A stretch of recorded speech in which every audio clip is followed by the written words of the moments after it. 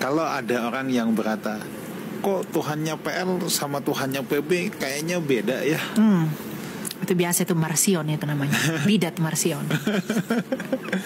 Karena kesannya katanya kejam. Ya. Kalau di PL itu kayaknya sampai ternak aja disuruh bunuh, habisi. Nah itu kan jadi mengundang, kok beda, kok kayak kontradiktif gitu ya. Nah itu gimana? Elia Ya kan, menjawabnya. kita kan mengakui begini, Allah kita itu bukan Allah yang membuat kita seperti robot. Dia itu mengakui hukum yang dilahirkan dari manusia itu sendiri.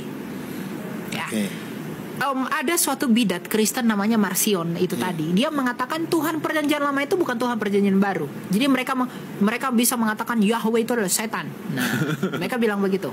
Perjanjian Baru itu Tuhan yang baik, Yesus penuh kasih gitu. Tapi itu kan tidak demikian. Ya. Tapi kenapa sih Tuhan Perjanjian Lama itu seakan-akan terlihat kejam? Kalau kita lihat bayi disuruh dibunuh, tumpaslah semua apa segala macam. Tuhan kita itu menyesuaikan kepada hukum yang manusia adopsi pada masa itu. Maksudnya gimana? Nah, maksudnya begini.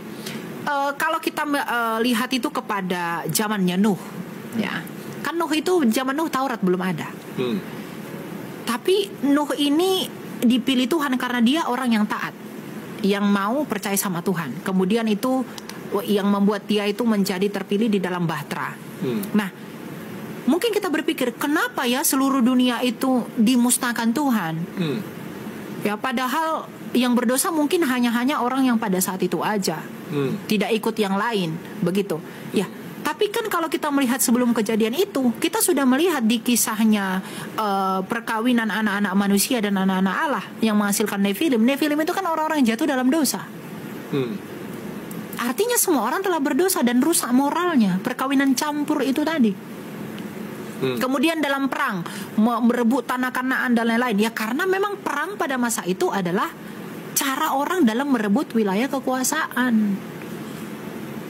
Kalau lawan bangsa Israel mengandalkan dewa-dewa mereka, apakah Israel tidak boleh mengandalkan kekuatan Allahnya yang hidup? Jadi bukan masalah kekejaman Tuhan, tapi tentang bagaimana Tuhan beradaptasi dengan hukum yang manusia buat sendiri. Tapi kenapa harus bunuh ternak, bunuh anak-anak, bayi dan lain-lain? Ya itu untuk kebaikan mereka. Kenapa kebaikannya gimana? Nah, mati anak-anak, misalnya bayi, orang-orang fasik, ya keturunan orang-orang fasik itu bayinya kamu bunuh semua. Kalau memang tidak demikian, ya kalau memang Tuhan tidak membunuh itu, bukankah orang fasik akan selalu ada? Tapi kalau dia bunuh semua sampai keturunannya, bukankah itu akan menghilangkan semua orang fasik? Memang bayi tidak bersalah, tidak tahu apa-apa. Tapi kan itu hukum Tuhan, keadilan Tuhan. Bagaimana Tuhan itu memandang dengan tadi kacamata yang berlaku pada saat itu, tumpas semua. Untuk mencegah tumbuhnya bangsa yang rusak, itu kan larinya ke sana. Motivasi Tuhan kan. Motivasinya ke sana. Yesaya 53 mulai 3, dari ayat 2. Coba 2. kita lihat itu siapa.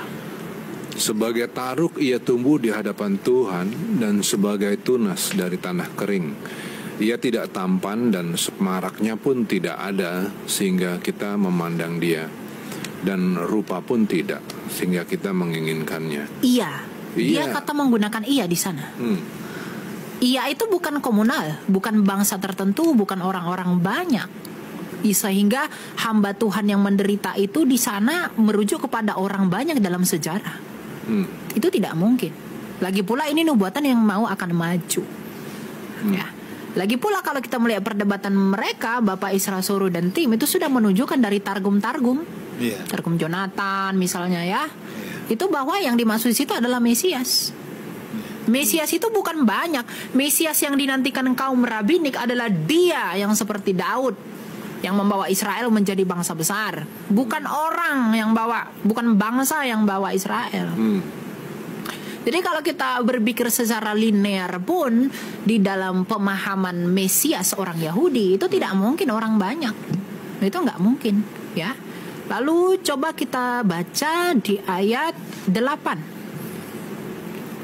Sesudah penahanan dan penghukuman ia terambil, dan tentang nasibnya siapakah yang memikirkannya? Sungguh ia terputus dari negeri orang-orang hidup, dan karena pemberontakan umatku ia kena tulah. Ia terputus dari negeri orang hidup. Adakah orang suatu bangsa tertentu demi Israel mati semua, tak tersisa? Kalau itu di atas surah secara komunal atau banyak, tidak ada. Adakah orang yang mati mengalami seperti itu? Itu tidak ada. Kita mengira dia kena tulah. Adakah orang-orang banyak tertentu atau kumpulan orang tertentu dalam sejarah Israel yang mati, kemudian orang Israel menganggap mereka kena tulah demi kita, demi Mesias itu? Enggak ada. Demi orang Israel, Mesias yang seperti itu tidak ada. Jadi adalah ngawur. Kalau ini dikatakan orang banyak, ya pasti satu, dan itu hanya Kristus. Begitu kira-kira. Disinilah contohnya nih ya, Alkitab itu tidak terbantahkan dan tidak salah. Wah, tidaklah. Ya kan, ini salah satu buktinya nih kan ya. Oke, lanjut. Coba ayat 12-nya, ini paling jitu ini. Ayat 12. Sebab itu aku akan membagikan kepadanya orang-orang besar sebagai rampasan, dan dia akan memperoleh orang-orang kuat sebagai jarahan, yaitu sebagai ganti karena ia telah menyerahkan nyawanya ke dalam maut, dan karena ia terhitung di antara pemberontak-pemberontak, sekalipun ia menanggung dosa banyak orang dan berdoa untuk pemberontak-pemberontak. Siapa yang mengampuni pemberontak? Kristus. Siapa yang disalibkan di antara pemberontak? Kristus. Dia dihitung sebagai pemberontak. Lagi pula dia dikatakan di sini, ia yang telah menyerahkan nyawanya ke dalam maut. Siapa dalam sejarah Yahudi yang dianggap sebagai Mesias? Orang banyak atau siapapun kecuali Yesus yang menyerahkan nyawanya untuk menjadi penyelamat bagi bangsa Israel atau dunia ini. Coba Yohanes 10 ayat 17. Apa kata Yesus di situ? Yohanes 10 ayat 17. Bapa mengasihi aku oleh karena aku memberikan nyawaku untuk menerimanya kembali. Dia yang memberi nyawa demi domba-dombanya. Ya, siapa domba-dombanya? Di dalam konteks yang sama Yesus berkata, ada juga domba-dombaku yang lain. Domba-domba yang lain itu ya kita di luar Israel. Tapi kan fokusnya Israel dulu. Jadi dia itu datang menyerahkan nyawanya itu kepada siapa? Israel dan dunia, domba-dombanya. Jadi nggak mungkin itu orang banyak. Itu hanya Kristus saja. Di luar Kristus itu tidak ada. Begitu, ya.